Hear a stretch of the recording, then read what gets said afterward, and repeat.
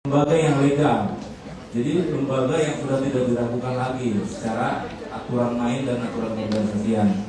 Nah, Mbak Jessica, punten kita langsung masuk ke urusan yang sesuai tema dibahas. Ya.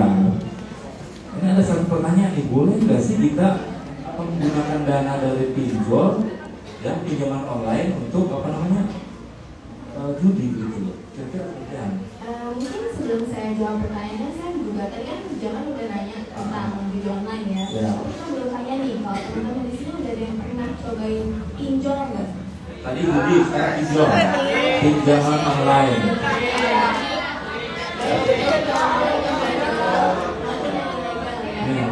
Jadi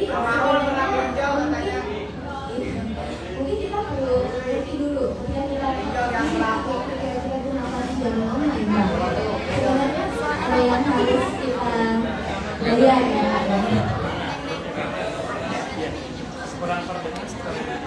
Sudah?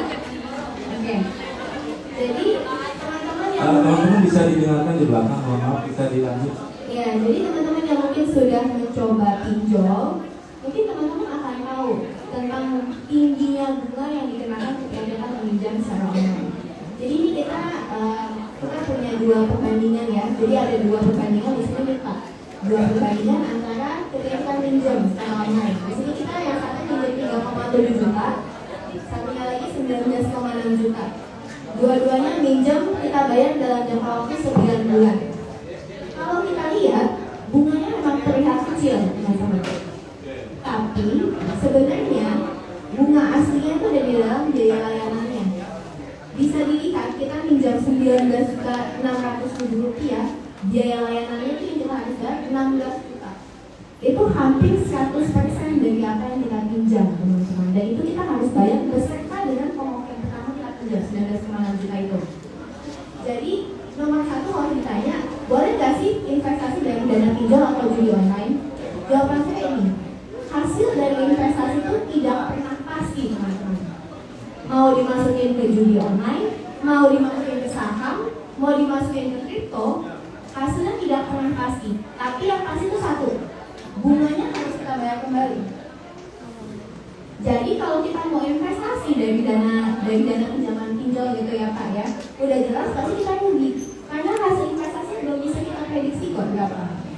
Tapi kita harus sudah bayar, ini pasti kita harus sudah bayar mau nggak mau. Kecuali kita mau ditangkap jadi debt collector ya Pak ya. Nah jadi ini sebenarnya perlu teman-teman ketahui juga kalau teman-teman mau melakukan pinjol gitu ya. Kalau kita hitung dana 19.600.000 yang tadi itu bunganya 82% teman-teman. Itu sangat-sangat tinggi. Sebagai perbandingan nanti kita akan belajar juga kira-kira bunga deposito itu berapa sih, bunga obligasi itu berapa sih. Itu sangat kalah sama bunga pinjol Pak. Jadi kalau misalnya tanya boleh nggak sih investasi pakai dana pinjol? Jangan, karena hasilnya kita belum tahu, tapi kita udah tahu kita harus bayar bunga yang tinggi gitu. Nah kalau kita hitung gitu ya, ini seperti yang di sini per tahunnya tuh 112%. 112% per tahun. Jadi lebih dari jauh lebih tinggi daripada mau main kripto, mau main saham, mau main judi online yang pasti udah tak salah punya ya Pak ya. Yang ini 3,7 juta, bunganya 134% per tahun Pak. Serem banget teman-teman, percaya ini sangat serem sekali. Kita nggak nyadar ketika kita minjam gitu ya, orang dananya kan transfer kita. Kita nggak nyadar ketika kita mau balikin lagi, ketika kita mau bayar lagi berapa yang harus kita bayar. Kadang-kadang orang tuh nggak hitung. Padahal yang harus kita bayar itu sangat-sangat tinggi. Ini lebih tinggi dari yang diapresiasi biasanya cuma cepatnya doang. Betul. Orang 1 menit, 2 menit bisa langsung cair gitu kan. Betul. Jadi sebenarnya dalam kecepatan meminjam dan kemudahan kita meminjam ada harga yang kita harus bayar, itu bunga yang tinggi. Jadi sangat berhati-hati aja teman-teman dalam sama pinjol ini. Saran saya jangan dipakai kecuali benar-benar nggak bisa hidup sama sekali ya Pak ya. Tapi saya yakin ada cara-cara lain gitu ya daripada kita minjam sama pinjol. Jadi sebaiknya jangan investasi pakai dana pinjol. Nah ini mungkin sedikit saya nambahin juga ya tadi kalau misalnya kita hitung teman-teman yang punya tabungan bank di BRI gitu ya, mungkin teman-teman tahu bunga tabungan aja Pak itu cuma 1% per tahun. Cuma 1% per tahun berarti bunga pinjol itu 112 kali lipat teman-teman. naruh di deposito itu sekitar 5% per tahun. Bunga pinjol itu berarti 20 kali lipat dari bunga deposito. Obligasi negara juga mirip. Kalau kita naruh di kripto, ya bisa di kripto, kita bisa hilang sama sekali 100%. Kalau kita naruh di kripto, kita pakai uang pinjol, hilang 100%, kita harus bayar beserta dengan bunganya. Boncos gitu ya, sama seperti kalau misalnya taruh di saham, bisa untung tapi bisa rugi juga. Apalagi kalau kita main judi pakai pinjol, itu double. Judi dipakai pinjol. Betul, itu double. Jadi jangan. Jadi ngambil uangnya jelas-jelas harus bayarkan bunga tinggi, ya kan? Kemudian diinvestasikan juga belum tentu kan, karena memang masih goib ya, belum jelas untung atau tidak. Itu resiko ya. Itu resiko yang sangat tinggi, jangan dilakukan teman-teman. Ya. Ya, akhirnya teman-teman itu untuk investasi bagaimana kalau kebutuhan? Kan tadi itu untuk investasi, artinya uangnya dipakai lagi untuk usaha.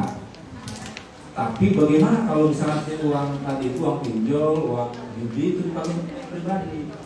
Sama Pak, saya rasa jangan. Jadi saya yakin teman-teman di sini yang belajar mata kuliah kewirausahaan gitu ya. Teman-teman juga paham gimana caranya mulai bisnis. Mungkin bisa kecil-kecilan dulu aja, mungkin lewat Shopee atau lewat mana gitu ya, lewat KM dulu.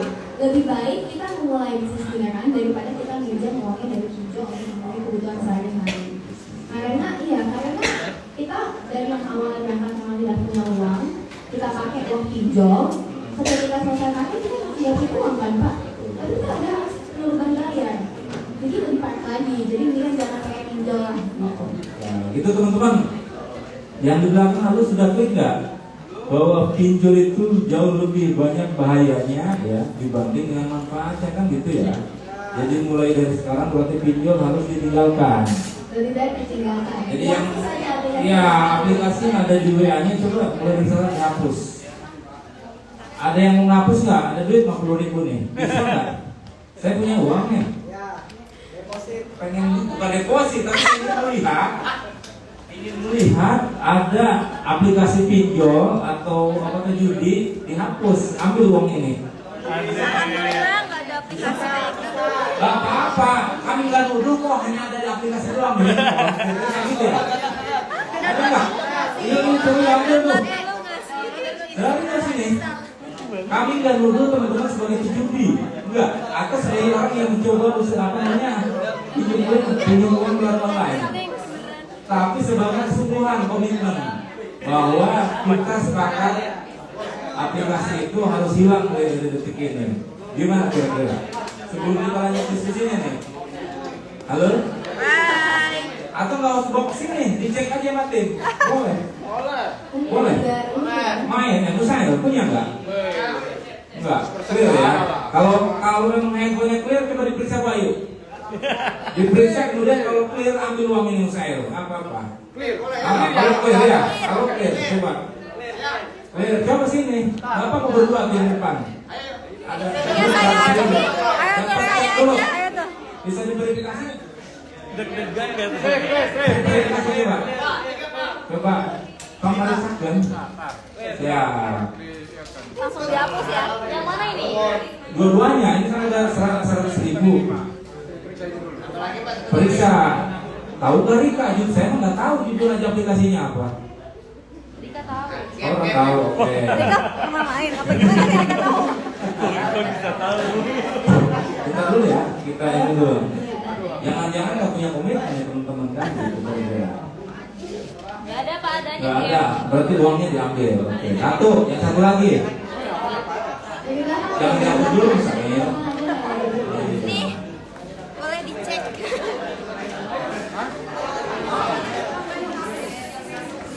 Bentar dulu, uangnya hanya 100.000 loh. Kalau semuanya 1.000 ya. Dan clear ya Rika ya? Ini Pak, clear. Clear? Dibagi satu-satu aja, banyak-banyak. Ini hanya stimulan saja. Oke, tepuk tangan buat Sahrul dan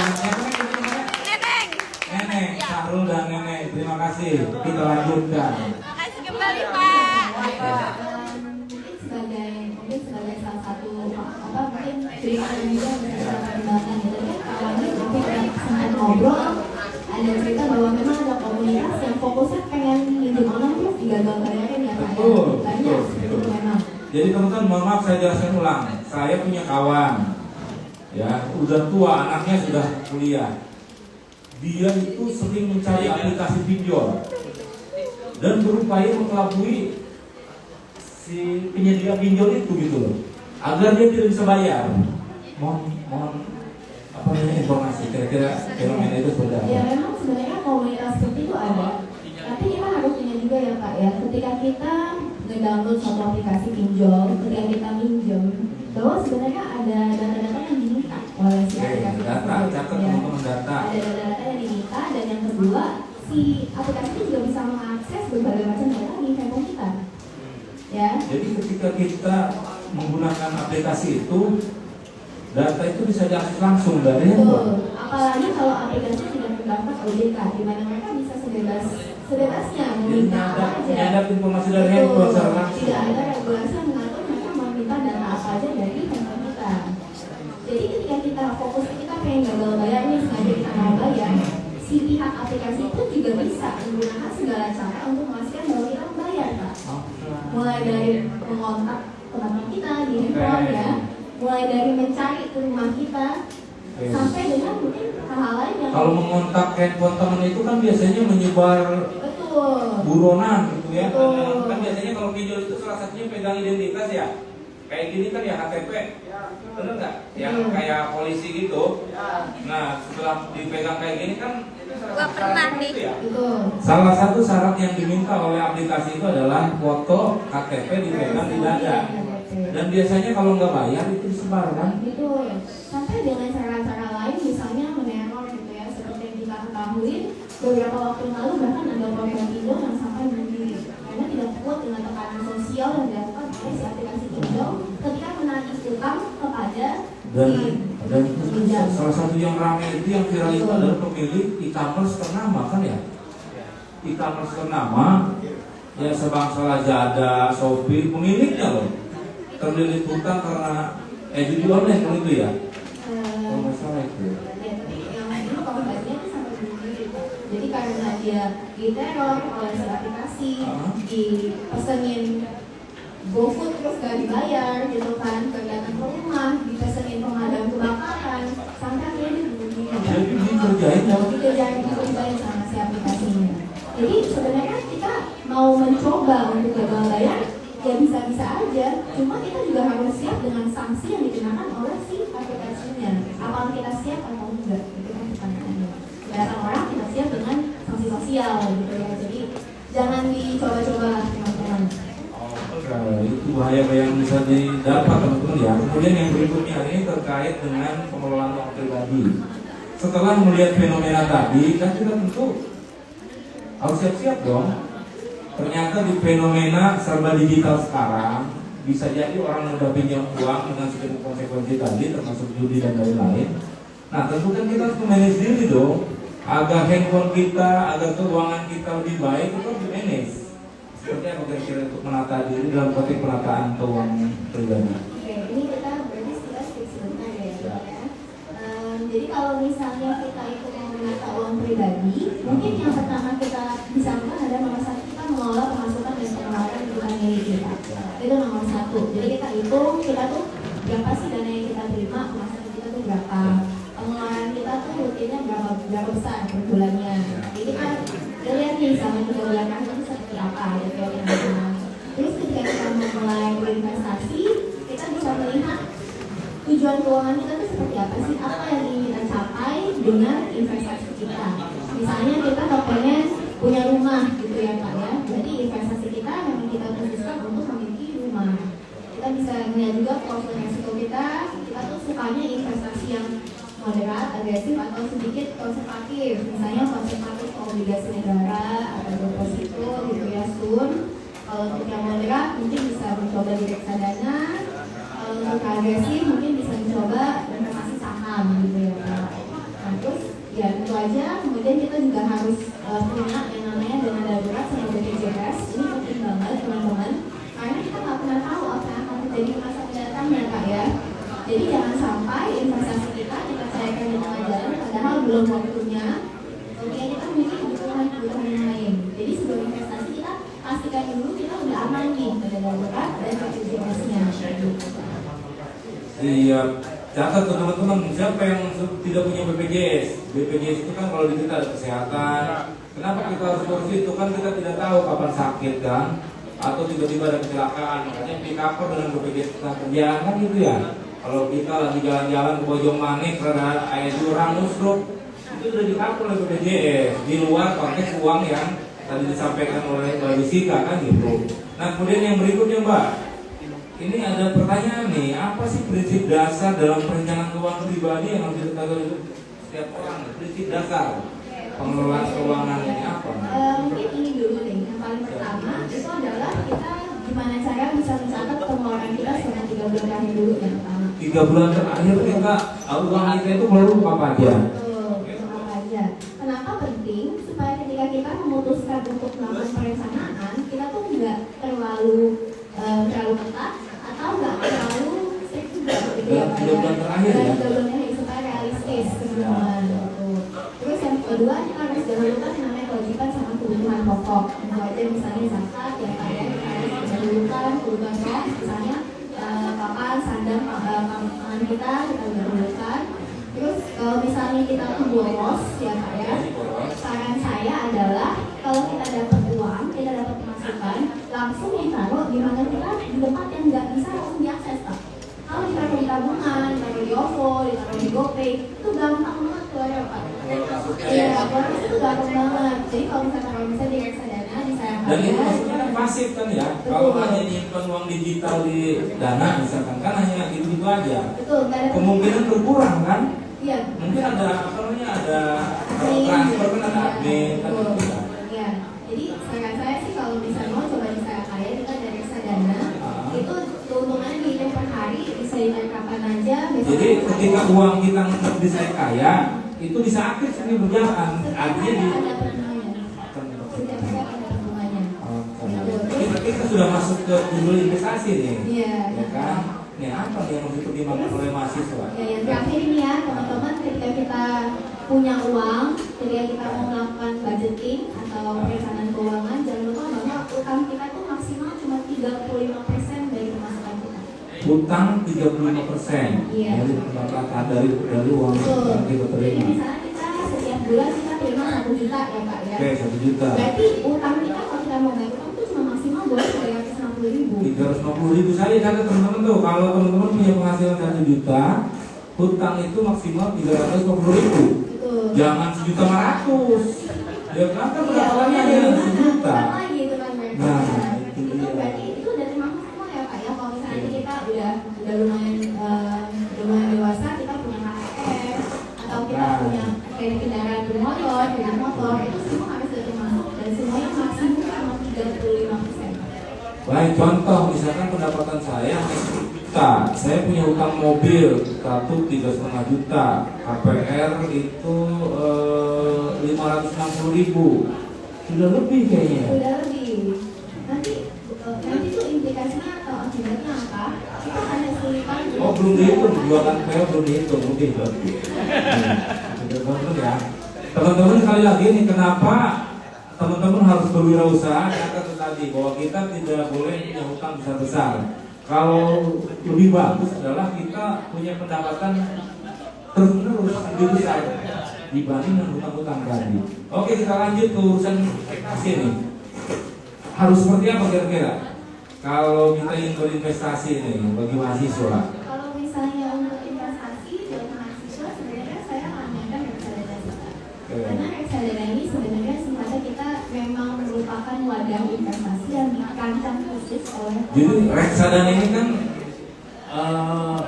lebih ke konsep, lebih ke sistem atau apa nih? Reksadana itu produk. Produk. Jadi ini adalah produk wadah investasi yang dirancang Wadah investasi. yang dirancang khusus oleh OJK. Memang didasarkan untuk investor retail, investor kecil ya. Oke.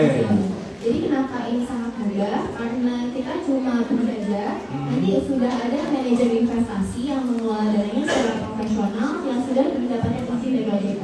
Oke, jadi kita bisa nggak punya uang gede, seperti kita investasi di Bursa Efek Jakarta, karena itu kelasnya gede banget. Mahasiswa mohon maaf misalkan pendapatannya sebagian besar dari orang tua. Tapi kan bukan berarti mahasiswa tidak bisa berinvestasi. Betul. Tapi di reksadana ini wadahnya gitu kan. Betul. Jadi untuk reksadana memang cocok banget untuk investor yang dananya masih kecil. Karena reksadana itu dimulai dari 10.000 rupiah. 10.000, catat teman-teman. Bayangkan investasi bisa 10.000. 10.000 rupiah.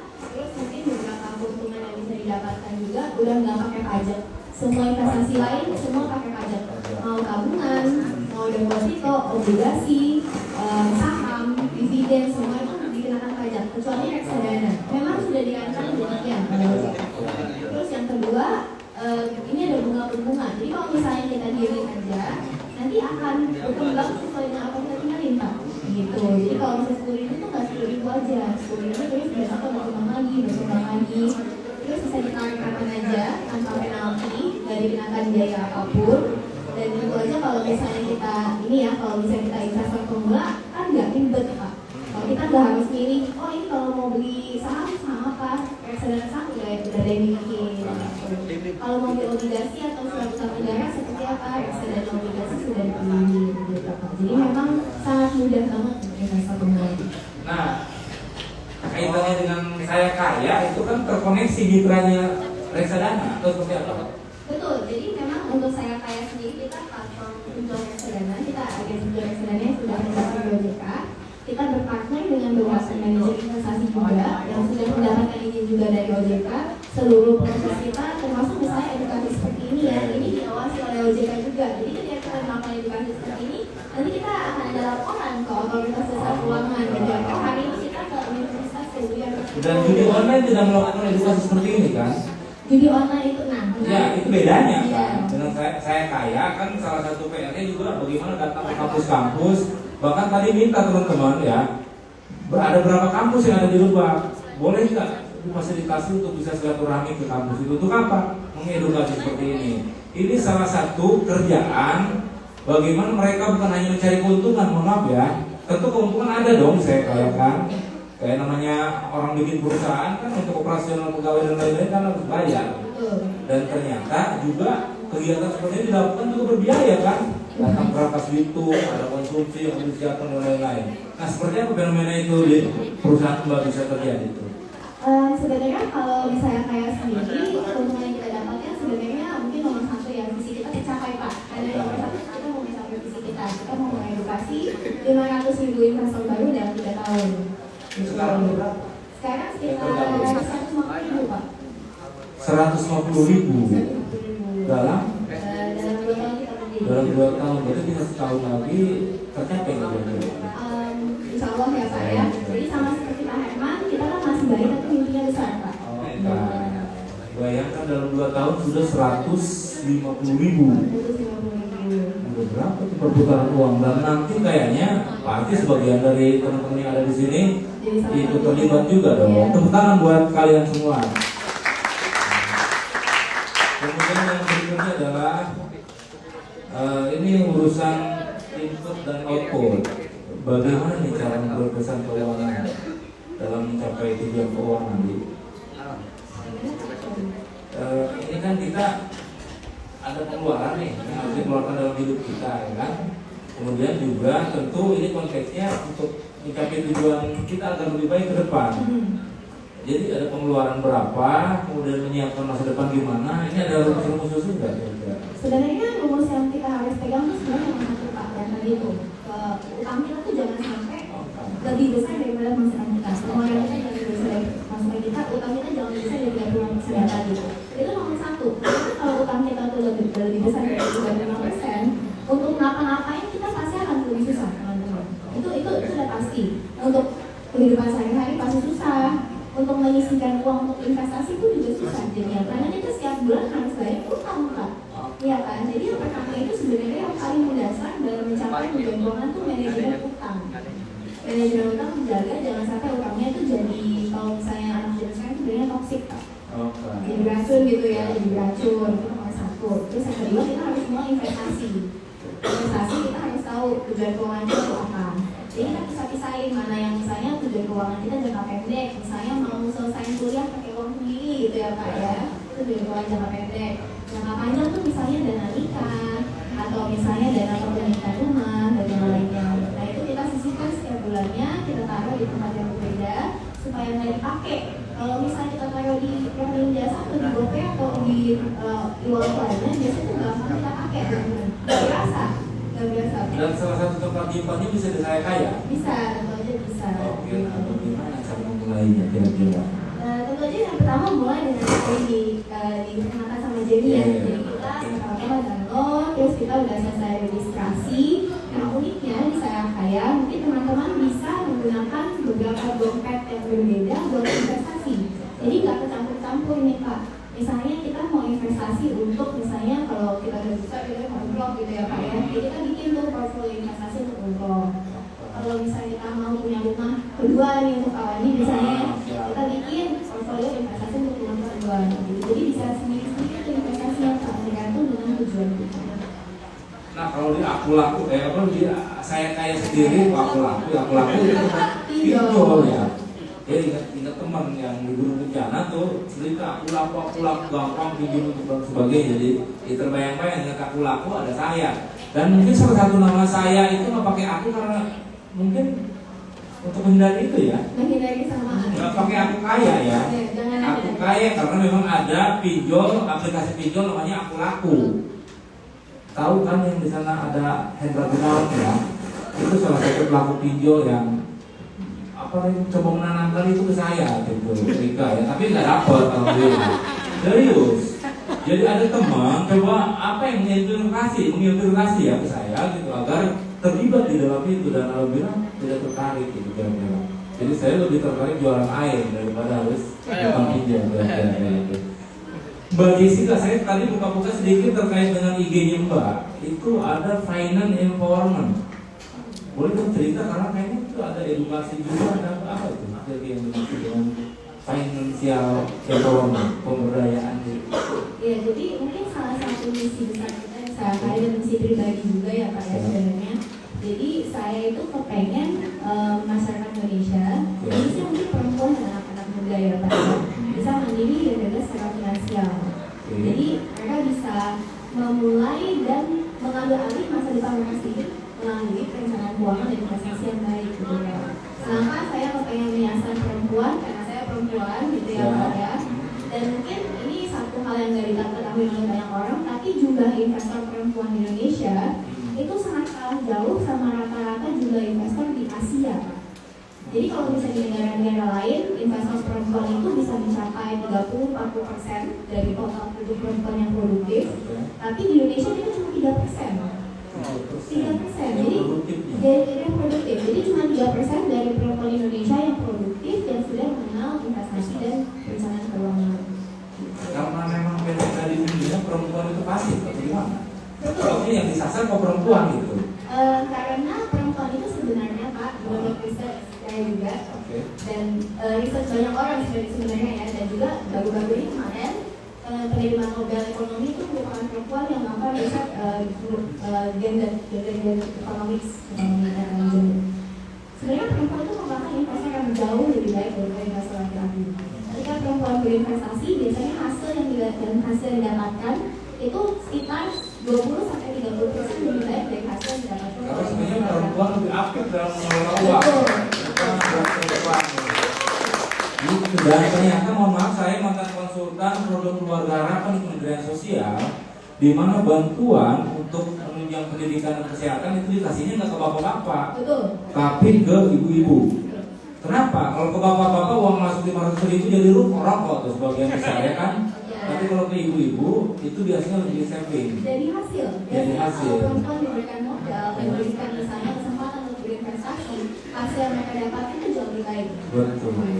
Jadi sebenarnya kayak sekarang ya, jadi sebenarnya pemerintah tuh bisa memberi pada perempuan dibandingkan laki-laki. Siap, ini sisi lain teman-teman ya.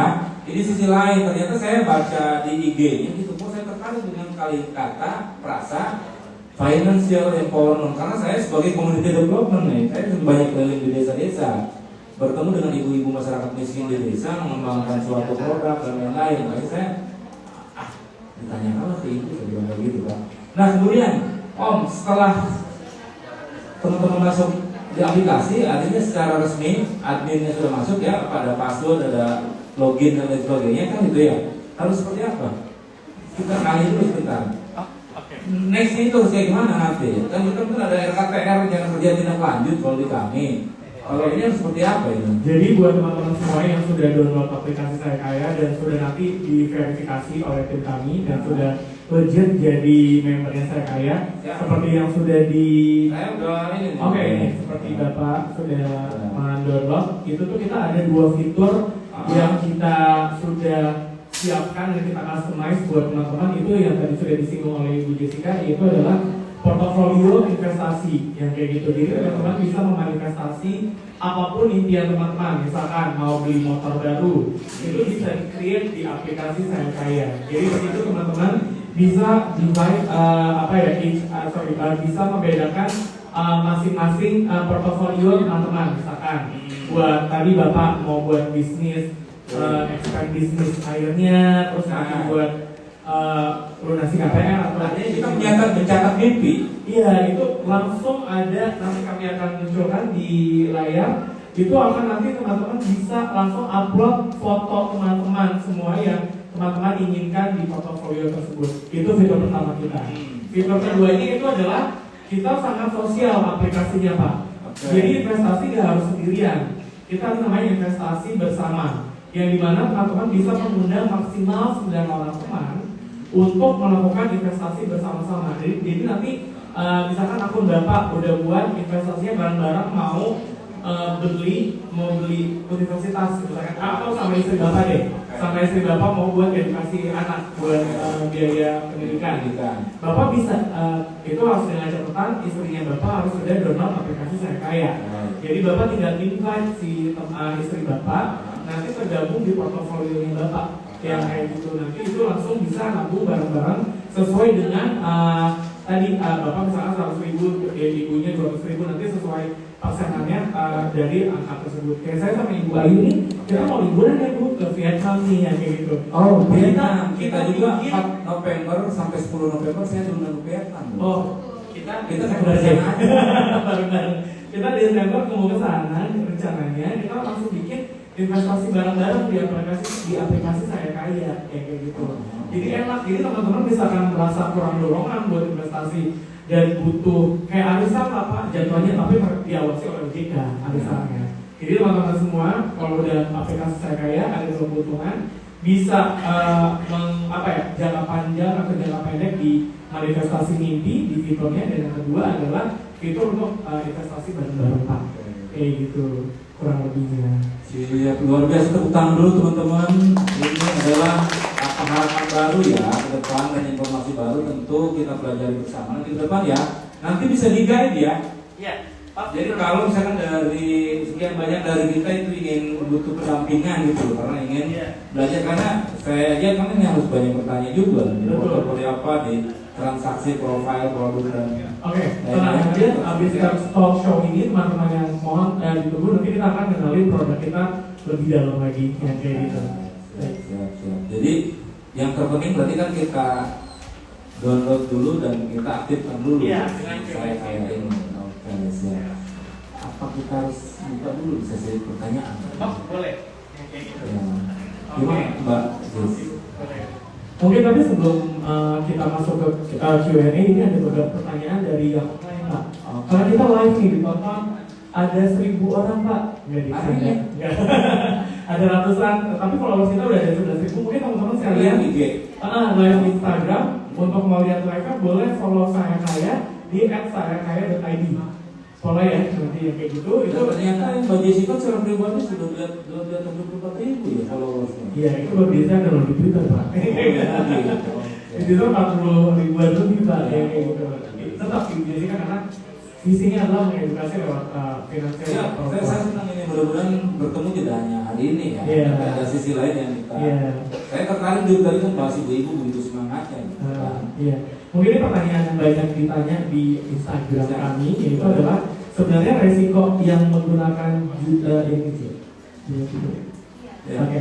Resiko yang menggunakan pinjol dan judi online itu apakah dapat memenuhi kebutuhan keuangan sih? Jadi sebenarnya untuk dari pinjol judi online? Tentu aja yang pertama jangan, karena sifatnya nggak menentu Pak. Karena kita nggak tahu hasil yang kita dapatkan. Jadi kalau kita menggantungkan kebutuhan kita pada hasil dari investasi, hasil dari pinjol atau judi online, kita bisa nggak bisa memenuhi kebutuhan kita. Sifatnya kebutuhan kita tetap ya. Setiap hari kita harus makan, setiap bulan kita harus bayar kosan, misalnya ya Pak ya. Tapi sifatnya penghasilan dari judi atau penghasilan dari pinjaman online kita nggak tetap, jadi nggak bisa. Yang kedua tentu aja kita bisa berpotensi terlilit dan terjadi hutang. Kita nggak bisa bayar kena sanksi sosial ya kayak tadi ya, memiliki kerja segala macam dan apa tiga tentu aja kita bisa ditangkap oleh pihak berwenang kalau itu apa di luar. Jadi sebenarnya mungkin jangan gitu ya. Dan kalau misalnya tadi jadi nanya kenapa sih main judi online itu bisa berbahaya? Mungkin ini salah satu hal yang sangat menarik ya. Jadi teman-teman di sini ada yang tahu ini? Ada ini ya. Saya boleh minta satu orang nggak buat tidak? Sarul sudah berbantu Sarul. Bisa fasilitasi. Ayo Ya. siapain? Enggak. Ada games dulu Bisa sebentar. main ya. Oh nggak harus main simulasi. Jadi saya mau nanya. Oke, Sarul. Kalau kita lempar dadu, ada berapa kemungkinan kita bisa dapat angka 2? Dadu. Dadu itu ada berapa sisi? Ada Ada berapa sisi? Ada berapa? Ada 6 sisi. Ada 6 sisi ya. Berarti ada kemungkinan kita dapat salah satu dari 1, 2, 3, 4, 5, 6. Datanya teman-teman ya. Berarti kalau kita lempar dadu, kita pengen dapat angka 2. Kemungkinannya itu berapa besar? Teman-teman yang fakultas matematika di sini nggak ada? Ada otomatis. Oh, nggak ada matematika. Saya IPA. Iya, peluang ya, itu Peluang. bicara peluang. Kita mau Jadi peluang. ada 6 bulat-bulat itu tuh. Ada Tiap 6 bulat sisinya. Ya kan ada 1 kan bulat gede, 2 kan, 3 gitu kan kayak sampai 6 kan. Nah, kita dilempar tuh. Si angka 2 itu peluangnya berapa? Munculnya. Jadi 1 dari 6 kan. Dari 6. Jadi 1 banding 6 ya, 1 banding 6. Makasih saya nanti lah kirim kopi aja ya. Iya, oke. Tantangan Sarul. Nenek mau coba? Neneng mau coba nggak? Neneng Maju mau aja, coba. Neng. Ayo Neng maju Neng. Nggak apa-apa, ayo. Ayo, Buat kopi. kopi. Oke. Nah, ini beda, ini kartu. Ini saya nggak ngajak judi ya Pak ya. Ini saya mau ngasih contoh. Ngasih sampel ya. Ngasih contoh. Jadi nenek tahu kartu ini? Tahu? Jumlah kartunya ada berapa? Nggak tahu lah, jangan main ya. Ya, alhamdulillah ya Pak ya. Alhamdulillah nggak tahu. Oh, sih bahaya. Jadi kalau kartu ini ada 52 kartu, ya, ada 4 bintang yang berbeda. Ada as, ada laki, ada wajib, ada keping ya Pak ya. Jadi ada 4 bintang yang berbeda. Ada 52 kartu, di setiap bintang ada 14 kartu. Jadi total ada 52, ya. Kalau misalnya saya mau ambil satu as hati, itu peluangnya berapa besar? Peluangnya itu berarti as hati kan asnya satu dalam 52 kartu. Ya berarti kalau misalnya kita ambil satu, terus bukan as hati gitu ya, ini kan 8 wajib, 8 apa sih banyak ya? Berarti banyak kayak wajib, 8 wajib kita taruh di sini, berarti sisa kartu 51. Ya kan peluangnya jadi 1 dari 51. Jadi itu yang kita namakan peluang, teman-teman. Bapak-bapak di buku, teman-teman semua itu yang kita namakan peluang. Berapa besar kemungkinan kita mengambil satu senario dari berbagai senario yang ada, ya kan? Nah, dalam judul itu terima kasih nenek kita aja. Tapi juga ada. Dapat topi nanti desa kayak. Jadi sebenarnya dalam judi online, jadi kebetulan kita kemarin melakukan survei ya 200 orang yang kayak tadi kita bilang, kita menemukan bahwa benar banget yang tadi dibilang. Kemungkinan satu account judi mendapatkan gacor ketika baru deposit dan depositnya di bawah 1 juta itu 60 sampai 80%. Berarti kemungkinannya ketika kita pencet 10 kali menangnya 6 sampai 8. Oke, tuh catat tuh. Ini rumus yang dipakai oleh developer. Betul. Ini dipakai oleh pengembang gitu ya. Jadi ketika kita pencet 10 kali depositnya di bawah 10 di bawah 1 juta, kemungkinan menangnya tuh 6 sampai 8 kali dalam 10 kali pencet teman-teman. Jadi semakin kecil uang yang masuk, itu semakin besar peluangnya. Betul. Nah, jadi kalau kita melakukan 10 kali pencet, kita menang 6 sampai 8 menimbulkan ya kan? Wih, judi menang deh gitu. Betul. Jadi yang Klik pertama 10 kali kok menang tadi berapa kali? ya 10 kan 6 sampai 8 kali ya. 6 sampai 8 kali. Yang pertama efek jumawa teman-teman. Kita berasa bahwa wah kita bisa melawan bandar. Kita bisa menang terhadap bandar, bisa menang melawan Boleh sistem. minta ya, kalau saya ingin lihat tayangan. Silakan Pak. Kita melawan bandar, kita bisa menang nih melawan sistem. Jadi manusia itu kita dirancang, alhamdulillah Allah tuh macam kita sangat luar biasa ya Pak ya. Kita dirancang untuk mengejar yang namanya reward atau hadiah. Jadi psikologis kita tuh dirancang untuk kita pengen dapat hadiah, kita pengen dapat hadiah gitu ya Pak. Ketika kita diberikan kesempatan 6 sampai 8 kali menang dalam 10 kali pencet, otak kita itu berubah. Jadi yang ini fakultas olahraga tuh Jurusan olahraga. ada nggak yang jurusan? Ada itu yang rambutnya agak cepak-cepak ya. Dari olahraga kan ya. Jadi saya yakin teman-teman yang jurusan olahraga pasti mengerti ketika kita melakukan aktivitas olahraga, ada senyawa yang namanya dopamin dari dalam otak kita yang dirilis dalam badan kita gitu ya. Ada itu namanya hormon dopamin. Ketika kita judi, itu menimbulkan efek yang sama Pak. Efek ini menimbulkan kebahagiaan. Kebahagiaan. Ketika kita mencet, kita merasa bahagia Pak. Gitu. Itu adalah titik pertama adiksi atau kecanduan. Makanya pejudi jarang berhenti di situ. Betul, udah terlalu terkondisi bahwa ketika mereka mencet merasa bahagia. Apalagi menang. Betul, kita gantungan dengan Jadi rasa di bahagia. diri bangga, lo kalah lo gitu kan, di bandar itu kan gitu ya. Betul. Dan ternyata seperti itu sengaja dibuat kayak gitu. Betul sekali. Itu, Jadi, teman-teman. ya, jadi kita paham ya ada. Jadi ketika kita ada judi sainsnya. menang, merasa bangga dan kita merasa pemenang. Betul. Si penyedia judi itu kalah kan gitu ya. Betul. Oke. Nah, kita udah paham tentang dua konsep ini. Lalu ketika kita dapat dua kombinasi di atas itu, ada yang namanya gambler's fallacy atau namanya tipuan penjudi.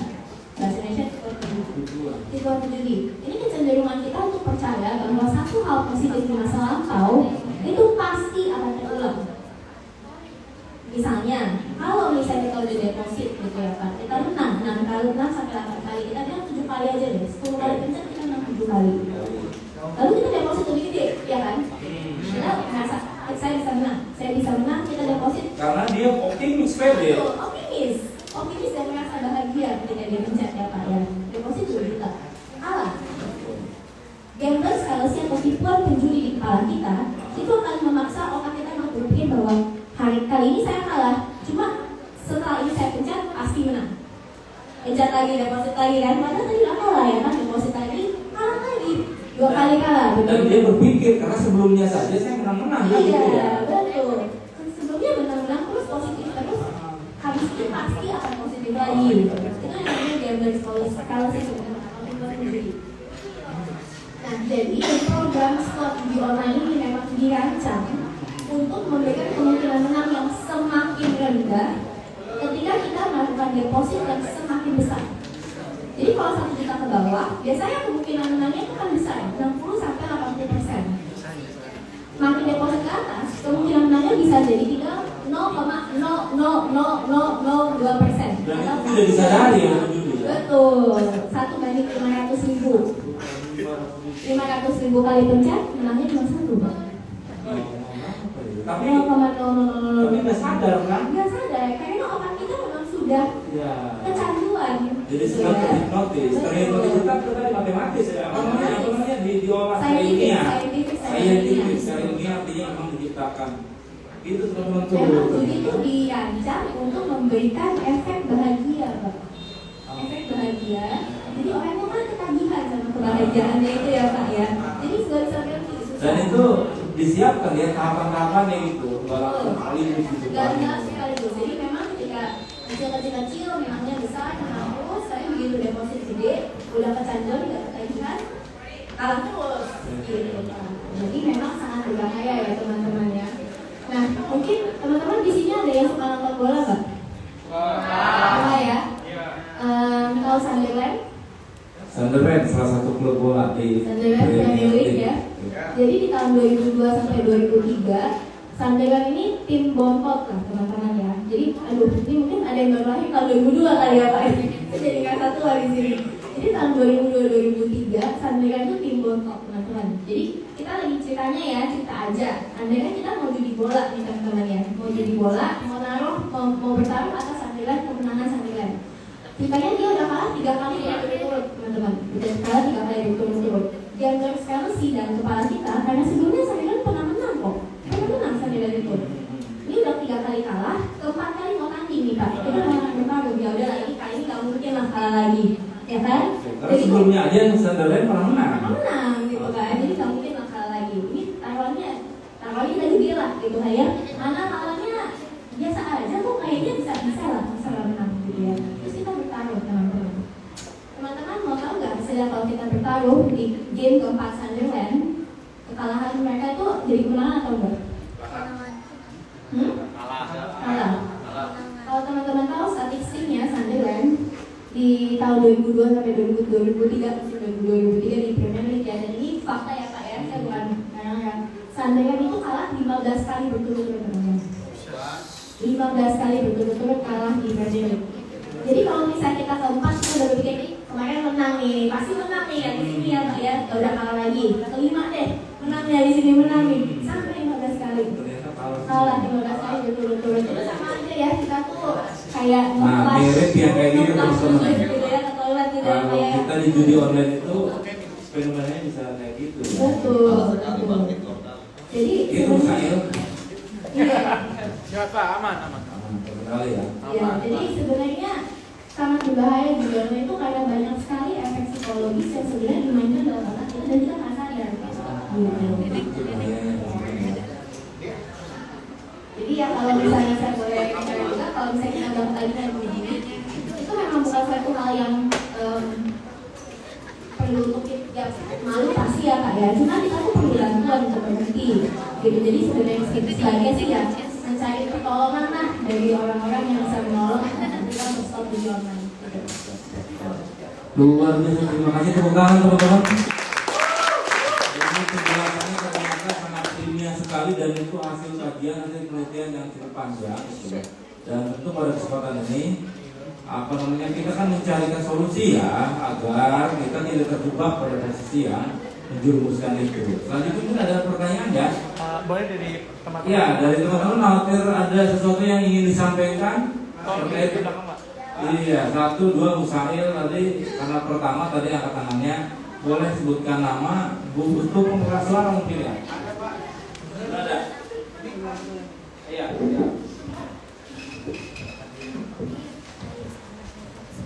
Ini pesertanya agak berkurang, pada kemana ini? Baru penuh.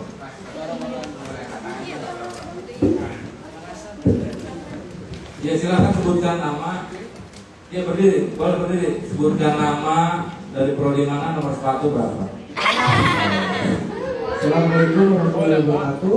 Waalaikumsalam warahmatullahi wabarakatuh. Nama Reni Gusti Perdana, prodi Ilmu Pemerintahan semester 5. Ingin izin bertanya.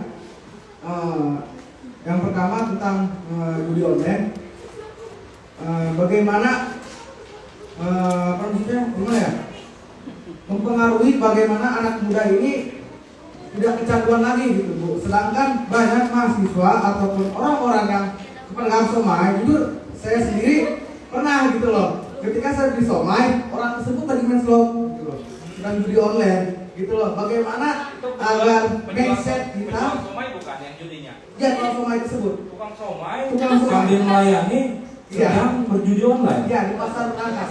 Masyarakat itu nggak Iya. Jadi kita kesana langsung ya. Kita cari. Jadi bagaimana mindset anak muda ini bisa terpengaruhi gitu Bu, agar tidak judi online lagi gitu loh.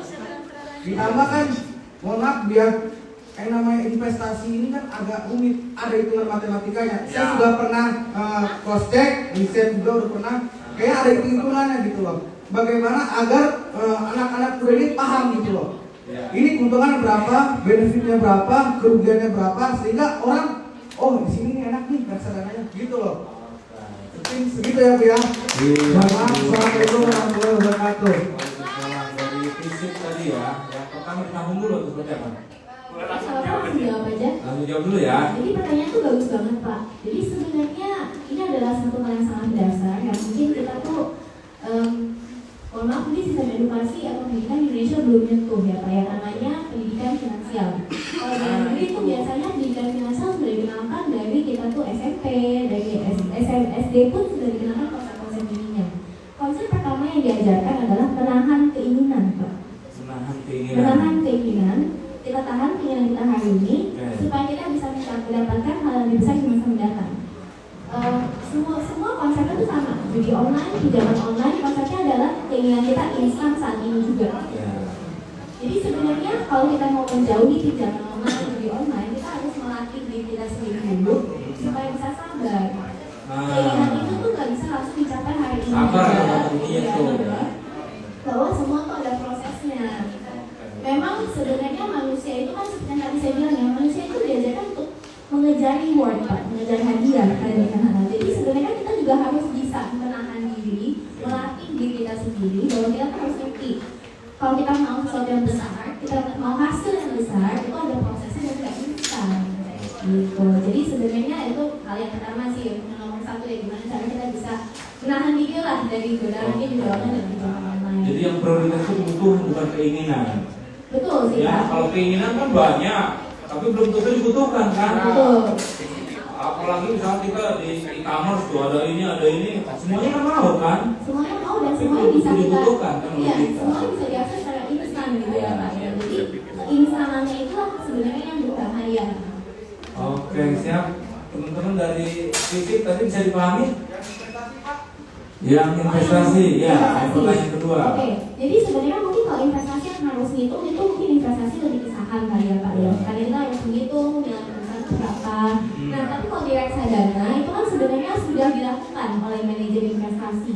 Jadi kita cuma naruh dana aja, terus kita duduk aja setiap hari pun ketika kita investasi misalnya di reksadana pasar uang, itu kita dapat hasilnya.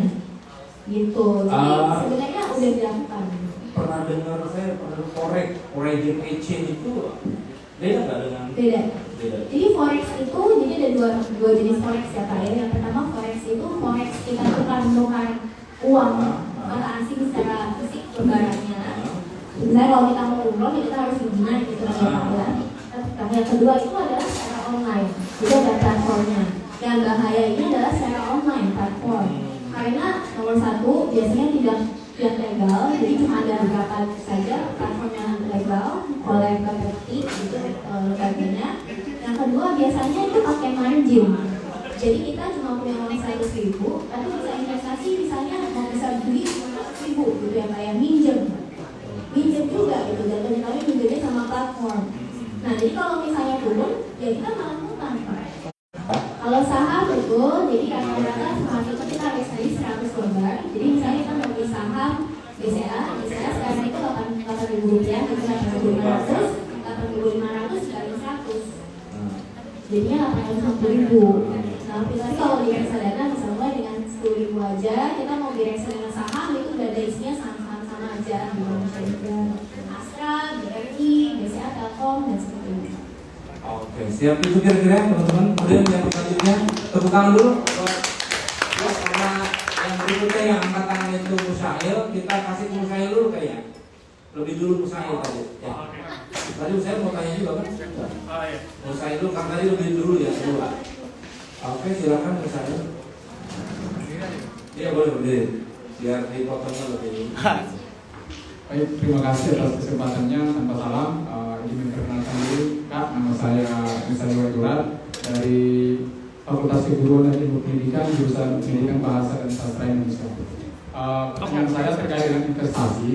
Nah kan mungkin yang saya pernah baca bahwa investasi itu ada jangka pendek dan jangka panjang. Nah, terkait dengan investasi jangka panjang ini, misalkan contohnya tabungan dan lain sebagainya. Yang seperti yang kita ketahui bersama bahwa kita sebagai orang Indonesia ini rata-rata orang nggak sabaran gitu kan, nggak sabaran gitu. Jadi ketika misalkan kita nabung sebentar, ada udah pengen ambil lagi. Nah, yang tadinya pengen investasi jangka panjang, karena memang entah itu kebutuhan atau keinginan ini, tujuan utama untuk investasi jangka panjang ini nggak terjadi gitu. Lalu kemudian solusinya seperti apa gitu untuk memanage hal itu? Terima kasih. Luar biasa dari saya, tepuk tangan teman-teman. bisa direspon jadi solusinya juga udah bisa kaya sih Pak sebenarnya. Ya. Jadi kalau di reksadana itu nggak seperti di tabungan di mana kita bisa secara instan. Di reksadana itu ada proses. Jadi kalau misalnya reksadana pasar uang itu 1 hari. Jadi kalau kita cairkan hari ini, kita besok dapatnya gitu ya di tabungan kita. Nah sebenarnya proses menunggu ini kan sebenarnya bisa menjaga kita untuk nggak langsung, aduh kalau mau cairnya juga tetap nunggu 1 hari nih. Yaudah tunggu lagi aja. Gitu, jadi kita berusaha bergerakkan diri sendiri gitu ya. Yaudah kita nunggu 1 hari, moga-moga besok kepengennya udah selesai, tinggal cairin lagi. Kalau misalnya reksadana saham itu sekitar 3 hari kerja, jadi itu kan malah nunggu lagi gitu kan ya Pak. Biasanya kalau tujuan jangka panjang tuh kita pakai saham karena memang secara jangka panjang ekonomi Indonesia masih cukup bagus, harusnya pasar saham pun akan merespon dengan hal yang sama gitu ya. Jadi kita bisa, misalnya reksadana saham tuh biasa beli saham-saham blue chip tuh seperti misalnya Astra, Telkom, BRI, perusahaan-perusahaan besar yang ya. Jadi sebenarnya kalau kita taruh aja, kita taruh dan misalnya kita diemin dalam misalnya 20 tahun, 10 tahun itu sebenarnya hasilnya akan luar biasa Pak. Sebagai informasi aja saham Bank BCA gitu ya Pak ya, semua kita tahu sih saham Bank BCA selama 10 tahun terakhir itu hasil returnnya atau hasil investasi kalau kita beli saham BCA itu sekitar 30% per tahunnya gitu ya. Jadi sebenarnya luar biasa banget kalau misalnya kita lihat tabungan itu cuma 5%, deposito itu 5%, obligasi negara 5% gitu ya. Kalau misalnya untuk jangka panjang memang dibutuhkan di instrumen saham. Tapi memang makanya harus ada mekanisme atau cara gitu ya supaya kita bisa menahan diri sendiri untuk jangan cairin dulu gitu ya. Salah satunya adalah kita naruh di reksadana dibanding kita naruh di tabungan. Di tabungan kita bisa akses kapan aja, taruh di GoPay, bisa langsung cair, bisa langsung belanja gitu ya. Oke, pasif. Betul. Dan nafsu belanja kita atau nafsu pengeluarannya tuh juga tertahankan gitu ya Pak. Karena gampang banget keluarinnya gitu. Jadi juga kita taruh di tempat yang aman, legal, tapi masih ada kontrolnya dikit nih Pak kalau misalnya kita mau sakit gitu. Teman-teman tentu ini kayaknya memang sesuatu yang baru ya di dunia kita. Pendidikan memang tidak banyak bergelut dengan bagaimana memainkan saham, bagaimana investasi. Kita mengenal di Bursa Efek Jakarta dan lainnya gitu kan. Tapi tentu ini juga butuh penguatan ke depan. Mungkin ada sesuatu yang bisa dibagi dari teman kita yang gimana kira-kira? Dia bisa berdiri. Baik. Assalamualaikum warahmatullahi wabarakatuh. Izin memperkenalkan diri, nama saya Nur Hayati dari Prodi Bahasa Inggris semester 5. Kepada Ibu Jessica Wijaya, bagaimana jika ada seseorang yang benar-benar sudah terlilit pinjol karena kebutuhan mendesak, karena kebutuhan mendesak tadi akhirnya pinjam ke sini tidak dipinjamkan gitu kan, jadi benar-benar cuma itu satu-satunya jalan. Kemudian karena sudah terlilit pinjol banyak dan digagal bayarkan oleh komunitas, ya. Kemudian walaupun sudah dilakukan demikian, ternyata ada sanksi sosial yang diterima oleh orang tersebut, ya, bisa kemudian sampai datang ke rumah misalnya ya. Kira-kira menurut Mbak Jessica dalam situasi tersebut kira-kira apa yang mesti dilakukan oleh orang itu agar solusi dari permasalahan tersebut? Ya, terima kasih. Wassalamualaikum warahmatullahi wabarakatuh. Nomor 1 saya tanya lagi, ini pinjolnya legal atau enggak? Beberapa. Pinjol ada yang enggak? Ada yang legal dan ilegal. Jadi kan tadi terlilit pinjol, jadi sudah beberapa. Oke. Kalau yang legal, sebenarnya kita bisa minta bantuan mediasi ke OJK. Kita bisa minta bantuan mediasi salah ke satu OJK. pembeda. Iya. Jadi kalau yang ilegal tuh memang gampang banget dapat duitnya, tapi OJK nggak bisa bantu kalau misalnya apa-apa. Itu teman-teman ternyata salah satu kenapa ada legal ada ilegal. Kalau OJK kan tentu kan untuk membantu kita kan. Betul. Kalau ada problem. OJK akan hadir untuk mediasi. Kita kalau lapor harusnya OJK akan menangani gitu ya untuk mediasi.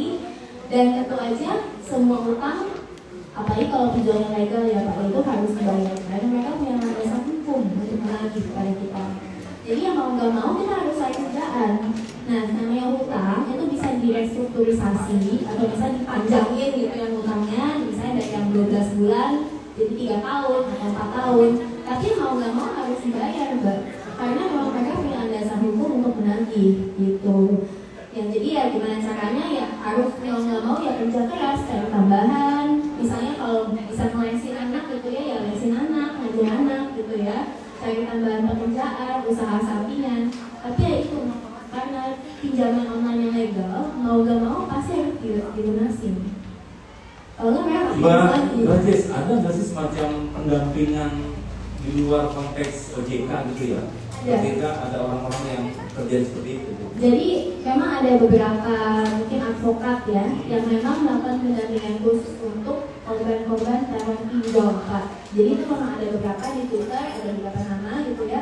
Mereka memang secara khusus melakukan pendampingan secara pro bono untuk mengatur gratis kepada mungkin teman-teman korban pinjol yang merasa diteror atau tidak mampu membayar dan ingin dilakukan mediasi supaya bisa dipanjangin gitu dalam membayarnya. Satu pertanyaan ini, mungkin nggak sih orang yang ketagihan utang itu juga penyakit psikologi? Iya, karena kan seperti yang tadi kita bahas ya Pak ya, utang dapetnya cepet, gampang. Otak kita tuh udah kayak duit tuh gampang, duit itu cepet, duit itu bisa diakses secara mudah lewat handphone gitu ya. Padahal harus dibayar. Berarti kan logikanya kalau tadi kan secara aturan main, secara hukum ada pendamping. Mungkin juga di kemudian hari ada pendamping urusan yang seperti itu dan mungkin nggak? Untuk pinjol. Bukan yang tadi orang itu yang secara psikologi sudah. Oh iya, jadi teman-teman sebenarnya kalau misalnya punya BPJS, tadi saya juga nggak info, sebenarnya kita bisa konsultasi Pak sama psikolog. Jadi itu ditanggung BPJS, ada beberapa bantuan psikologi yang ditanggung oleh BPJS. Kalau teman-teman misalnya nggak mau pakai BPJS, mau konsultasi secara online karena malu, sekarang di Halodoc pun juga udah ada gitu ya psikolog secara online. Tapi bisa juga pakai BPJS, bisa juga pakai BPJS ke rumah sakit daerah gitu ya yang punya ward psikiatris gitu ya, yang punya ward psikiatris itu kita bisa minta bantuan lah supaya bisa stop kecanduan kita itu. Karena mohon maaf kan tadi Mbak sampaikan bahwa ternyata ada yang selalu orang yang ngambil keputusan bunuh diri kan. Betul. Artinya kan secara psikologi sudah rusak. Iya. Nah, berarti itu butuh penguatan. Butuh penguatan mungkin ya mungkin sebenarnya lewat psikolog atau ya lewat buka agama gitu ya Pak. Ya itu Neng ya, halo. Ya bisa disambungkan ya. Tadi ada penguatan juga. Baik, karena waktu sudah ya. Membedakan pinjol legal dan ilegal itu gimana nih? Bisa dicek di website OJK. Oh, ada di website teman-teman tuh ya? Ya sama seperti saya kaya, teman-teman ke website OJK, reksadana.ojk.go.id, kami terdaftar di sana. Oke. Semua pinjol legal itu juga terdaftar di website OJK, jadi kita bisa cek. Jadi banyak banget, jangan tertipu karena banyak banget platform-platform yang asal tempel logo OJK padahal nggak terdaftar OJK. Jadi kita harus ngecek ke website OJK-nya sendiri. Terima kasih Mbak Jess luar biasa. Satu lagi mau nanya Nenek. Oh ada? Iya. Oh, oke siap. Dikira tadi mau tutup dalam waktu. Iya udah. Ini apa karena tadi dapat sesuatu atau apa bukan? Bukan. Bukan. Ya, karena ini penting. Langsung aja ke pertanyaan ya. Agak dekat mainnya. Ya. Kan tadi tuh investasi ya. Investasi gimana sih biar kita bisa investasi terus kayak kan kita pengen cepet untung nih ya. Kan di sini juga tadi saya foto katanya kalau investasi juga tidak bisa cepat terus tidak bisa bergantung ke hasil ya kan. Nah, terus berarti kita juga belum pasti. Berarti kita juga tidak bisa bukan tidak penting investasi itu bukan tidak penting tapi kayak mikirnya buat apa sih investasi kalau misalnya keuntungannya juga lama terus kayak ngomongin tentang saya kayak kok bisa berani banget memberikan keuntungan untuk investasi lain investor pada saat memberikan keuntungan pasti ada dong syarat dan ketentuan dan kita juga sebagai investor tidak bisa langsung percaya wah saya kaya bisa inilah bisa itu gitu. Gimana sih bisa memberikan kepercayaan itu kepada kita? Ya, nomor satu kita jangan pernah menjadikan keuntungan pada investor itu dilarang oleh OJK Pak. Jadi OJK memang tidak mendorong kita memberikan keuntungan karena tidak ada yang tahu pasar yang depannya seperti apa, mulai dari deposito, obligasi maupun saham. Nah, jadi sebenarnya investasi itu ada nggak yang pasti hasilnya ada deposito dan obligasi negara. Itu memang hasilnya pasti, tapi hasilnya juga kecil. Jadi sebenarnya kita berinvestasi, kita mendapatkan hasil yang besar, itu kita bayar dengan yang namanya premi resiko Pak. Itu sebenarnya harga yang harus dibayar untuk investasi yang hasil lebih tinggi dibandingkan deposito yang dijamin oleh negara atau obligasi yang dicabut oleh APBN gitu. Jadi hasil yang tinggi itu bukan serta-merta tidak ada resikonya. Hasil yang tinggi seperti di saham maupun misalnya di kripto gitu ya, itu semua ada unsur resikonya. Jadi kenapa kita tidak boleh menjadikan keuntungan itu karena memang OJK mensyaratkannya seperti itu. Tidak ada di Indonesia ini yang boleh menjadikan keuntungan apapun itu kecuali obligasi dan deposito. Terus kenapa kita harus investasi walaupun hasilnya bisa lama gitu ya Pak ya? Ini pernah pasar? Pernah pasar? Pernah apa? Ke pasar. Pernah pasar? Ya, pertama kali ke pasar tahun berapa? Pertama kali ke pasar? Kayaknya Masih ingat kan? Kecil. Diajak ibu Iya. ke pasar, beli apa? Beli sayur. Beli sayur. Sayur apa? Sayur. Wortel. Wortel. Anda ingat harganya berapa waktu pertama kali ke pasar? 2000 itu satu. Karena kan beli di pasar yang tradisional gitu ya. Jadi waktu itu juga masih murah juga. Kayak sekilo itu cuman kayak 5.000 gitu. Aduh, semangkuk sebungkus ya 1.500. Iya, iya. Kalau nenek ke pasar sekarang waktu yang sama harganya berapa? 10.000. 10.000. Berapa kali lipat naiknya? Setengah dari Lebih. Dua awal. kali lipat. Dua kali lipat dari 5.000 sampai ke 10.000. Itu yang namanya inflasi nenek. Itu namanya inflasi. Inflasi adalah kenaikan harga barang dan jasa. Jadi kalau misalnya kita taruh di tabungan, uang kita 10.000, waktu pertama kali nenek ke pasar bisa beli 2 kilo. Sekarang cuma bisa beli 1 kilo. Yakin mau uangnya digedein aja? Itulah kenapa kita harus investasi. Yang pertama kita mau mengalahkan yang namanya inflasi, kenaikan harga barang dan jasa.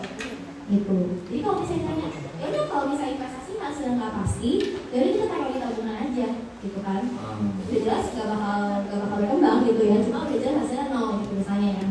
Tapi nenek harus ingat 5-10 tahun dari sekarang uang yang sama karena tidak berkembang, kamu akan bisa beli barang yang jauh lebih sedikit dibandingkan yang kamu bisa beli sekarang. Misalnya kue ini gitu ya. Misalnya kue ini 10 tahun yang lalu harganya 1.000. Hari ini di pasar harganya 5.000, 5 kali lipat harganya. Kalau kamu punya uang 10.000 dulu, kamu bisa beli 10. Sekarang ini cuma bisa beli 2. Yakin kamu mau uangnya cuma bisa beli 2 itu. Sedangkan kalau kita berinvestasi, misalnya kita dapetin 5% per tahun pun itu akan tetap berkembang uangnya. Inflasi Indonesia itu sekitar 4% per tahun. Kalau kita dapat 5%, tadi kita udah menang 1% dari inflasi. Gitu. Jadi kenapa kita harus investasi? Yang pertama itu mengalahkan inflasi. Seperti yang kita tahu, beberapa bulan belakangan ini harga barang dan jasa gitu ya, harga makanan itu naiknya luar biasa ya. Gitu. Jadi kalau misalnya kita diemin aja uangnya, nggak diapa-apain, nanti nggak bisa beli apa-apa loh. Saya ingat banget tahun 2000, tadi kan Bapak udah cerita saya kalau di Australia. Jadi saya tuh paling senang bawa Indomie Pak. Bawa Indomie. Jadi ketika saya mau kuliah dulu, saya bawa Indomie banyak dan saya ingat banget harganya ketika saya mau kuliah. Harga Indomie itu tahun 2007 itu harganya 1.500 Pak. Hari ini kalau kita beli di supermarket harganya 3.500. Jadi itu yang dinamakan inflasi nenek. Kalau kita diamin aja uangnya, ya nanti yang memang nggak berkembang juga nggak kemana-mana uangnya, tapi nanti nilainya turun. Yang kamu bisa beli dengan jumlah uang yang sama itu semakin sedikit. Gitu. Jadi itu kenapa pentingnya kita berinvestasi. Nah, ini luar biasa, ini contoh-contoh yang sangat apa ya, implementatif ya. Kalau ngomong ini kehidupan nyata-nyatanya. Uang itu memang sangat erat kaitannya dengan hidup kita Ya, sehari-hari. itu dia.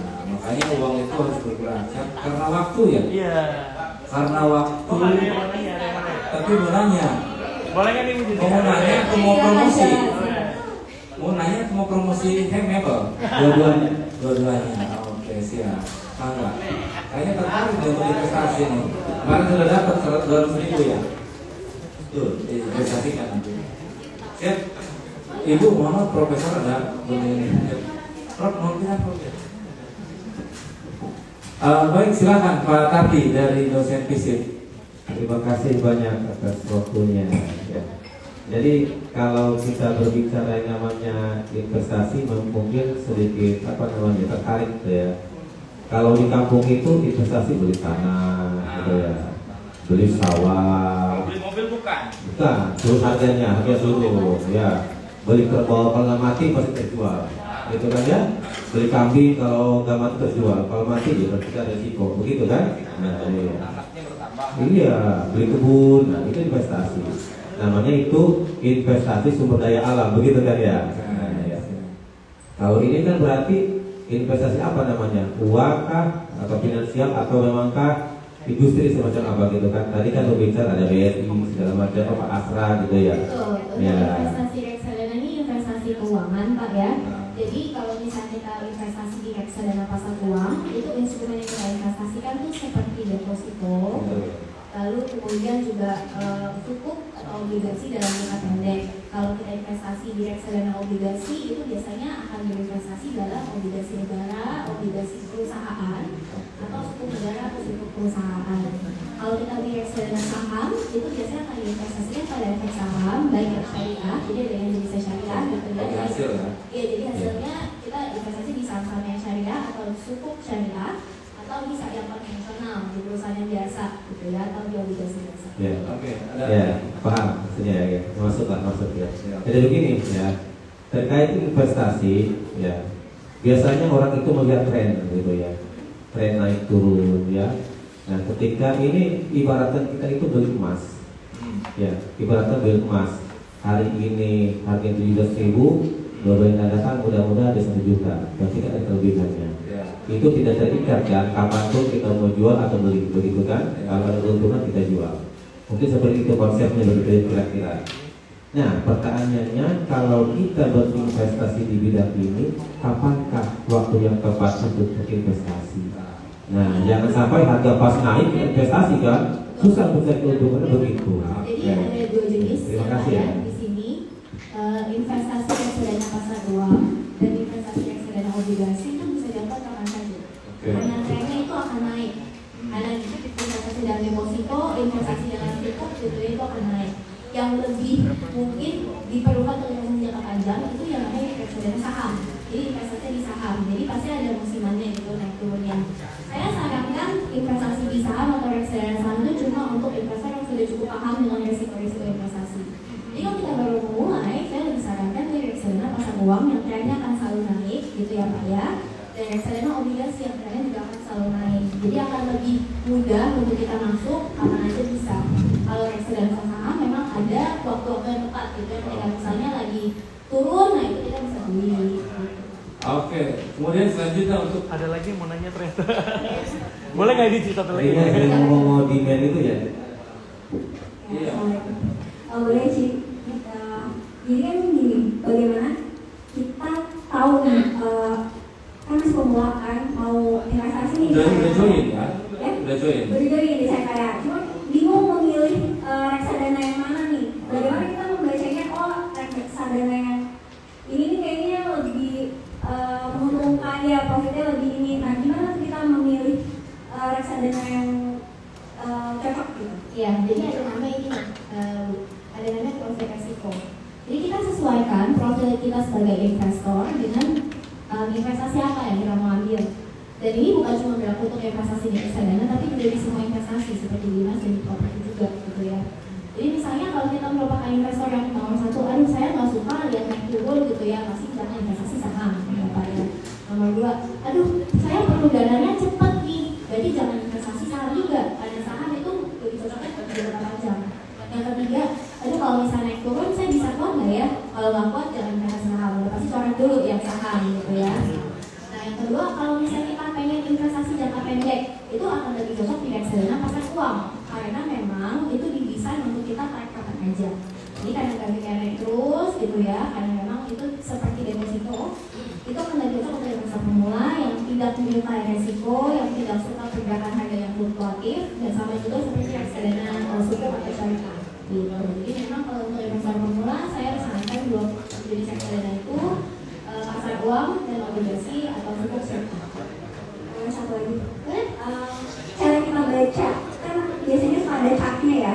Nah itu kita bacanya gimana nih, kita milih untuk yang oke ini profitnya lebih cocok nih sama yang punya kita gitu. Nah kebetulan sih saya Maya kita udah rendahin tuh mana yang cocok untuk investor yang agresif, mana yang cocok untuk investor yang moderat, mana yang cocok untuk investor yang konservatif gitu. Jadi bisa tinggal dipilih dari detail produknya aja, kita udah bisa lihat oh ini resikonya tinggi progresif. Oh, Tinggi berarti ya. Iya. tinggi ya. Kalau saya konservatif, saya selalu bertahan. Bertahan. Bisa jadi.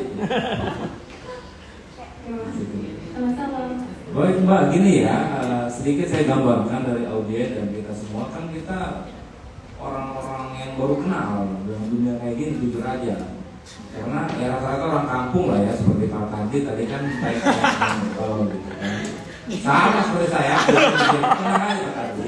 Artinya gini, saya kenapa tahu forex dulu itu kan kalau saya kuliah di Jakarta, sering lewat Kuningan gitu Pak. Di situ itu kan ada salah satu gedung yang teman-teman saya mampir ke situ. Dia di situ main forex, tapi yang bagian adminnya gitu tuh. Jadi kapan itu berhenti kan? Apa sih bahasanya tuh? Bukan, itu ketika stop atau apa gitu. Nah itu berarti di titik itu kita, dan itu lebih ke kami membaca apa namanya tuh profil resiko tadi kan.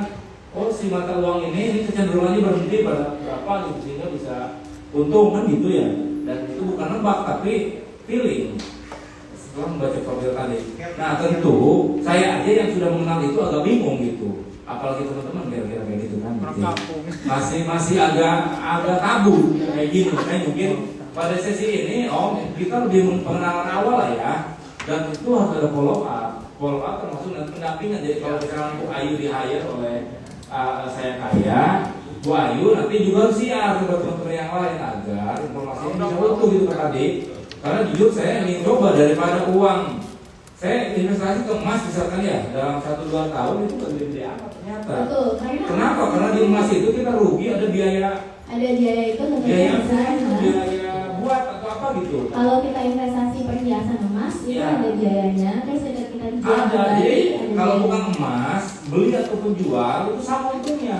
Misal kita beli emas harga 7.000, ya kan? Itu ada biaya, itu biaya produksi kalau bahasa ini. Bu Ira tuh, emas. Ada biaya apa namanya, mungkin biaya suku apa gitu ya, jadi warnain biar lebih gram lagi gitu.